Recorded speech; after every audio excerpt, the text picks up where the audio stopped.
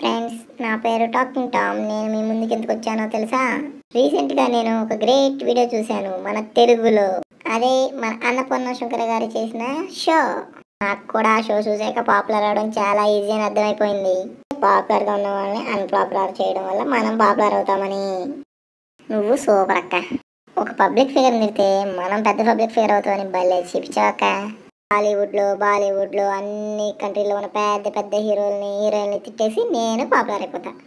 నీ కాన్సెప్ట్ అయితే బాగుంది కనుక నువ్వు తీసుకున్న వీడియోలు విధానం మాత్రం నచ్చలేదక్క. నాకు నీ వీడియో మొత్తం చూసాక నాకు 2 ముఖాలు అర్థమైందక్క. నీ బాధ ఏంటక్క? లేడీస్ని గౌరవించలేదు, పెద్దవాళ్ళని గౌరవించలేదు, అదే కదా? 40 ఏళ్ళ పవన్ కళ్యాణ్ గారు 70 ఏళ్ళ ఎంఎస్ నారాయణ కొట్టారని నువ్వు పిక్కున్నావు కదక్క. పవన్ కళ్యాణ్ వాళ్ళ అత్తని తీసుకెళ్లారనే ప్రయత్నంలో ఇరిటేషన్ జరగడం వల్ల అలా కొట్టాడక్క. నువ్వు రోడ్డు మీద వెళ్తున్నావు అనుకోక, గౌకని ఎవడో కాదో చేయ నీకు తెలియదు అనుకోక, బై మిస్టేక్ వెంటనే ఏం చేస్తావక్క? చెప్పు పස්සం తీసేస్తావు కదక్క.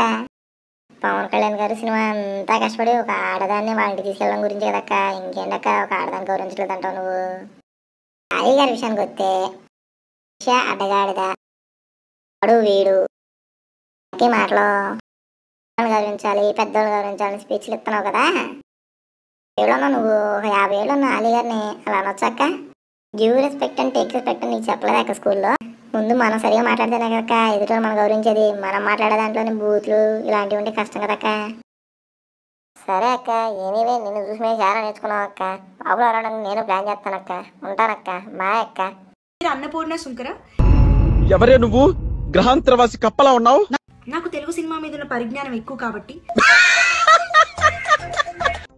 తెలుగు సినిమా బాగుపడాలని కోరుకుంటున్నాను కాబట్టి నేను వీడియో చేస్తున్నానండి. అవును రే, మీ ఊళ్ళో మొఖాలు చూసుకునే అద్దాలు అమరా?